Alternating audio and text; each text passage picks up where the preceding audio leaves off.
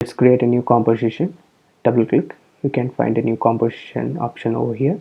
Click on it. You will get a width, height, frame rate option. You can choose whatever your project prefer, and now click OK. The new composition is created. Now click on the text layer.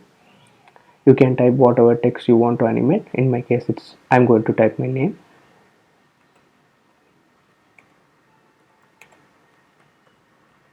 I just make this text as center one so it will be visible.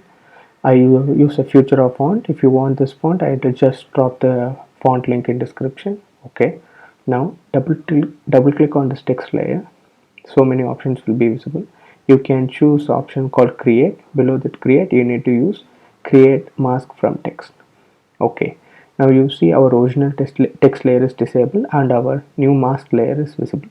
When you click on it, you can find two options, mask and transforms. Under the mask option, you can find so many what our text is masked, what are the letters has been masked. Like if you find there will be 2A, what they're trying to say is one A is for this, one mask is for this, and another mask is for inside the triangle. Hope you guys understand. Similarly, you can find it for P also. See, one P is for this, another one is for inside P. Okay, now we are going to apply some effect for this text layer. Now you need to search for effects over here. If you can't find the effects, go to window. Make sure the effect and preset is ticked. Now the effects panel is open. Now you can type on a effect name stroke. Under the generate category, you can find this effect. You just drag and place it over this layer. Now this panel opens up. Here you can play with this panel a lot. Like firstly you need to do one change in this layer. Like there will be three options.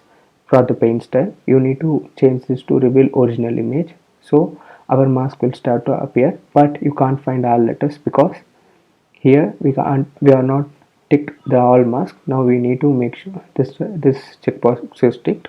So all the letters with the stroke has been applied. Now stroke sequentially, what it will do is it will reveal the text one after another.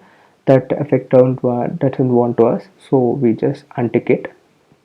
And now it's the brush size. Here the font looks so thin, you can just change it to 3 or 4. You see the thickness of the stroke changes, and also the color also can be changed. In my case the white is good, so I go with it. And now it's just a simple, we almost completed this effect. Now we need to play with start and stop. I just click on this timeline and make sure end is equal to 0 in beginning. After a few seconds, like maybe around 3 or 4 minutes, I just move my timeline and make sure end is made to 100. So if we just play this video, you will understand.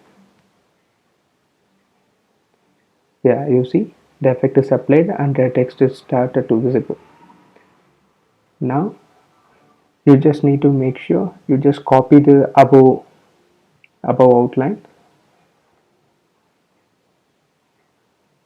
copy and paste, so you get a new outline. What the purpose of is, we can apply a new color which will come after another, like I show you in the preview. So now just press Command Shift Y. This panel opens up. Here you can change the color. I'm going to change my color to red. Press OK and click on new. Now just move this panel a slightly bit and again copy and paste the layer. Same Command Shift Y. Now we can apply a new color layer, blue.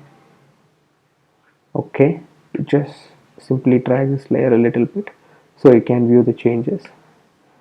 Now if you play, the red color is also begin to apply. Now the blue color is also started to visible. So like this you can apply n number of colors in this effect. Hope you guys like this tutorial. Don't forget to like, share and subscribe. Thank you.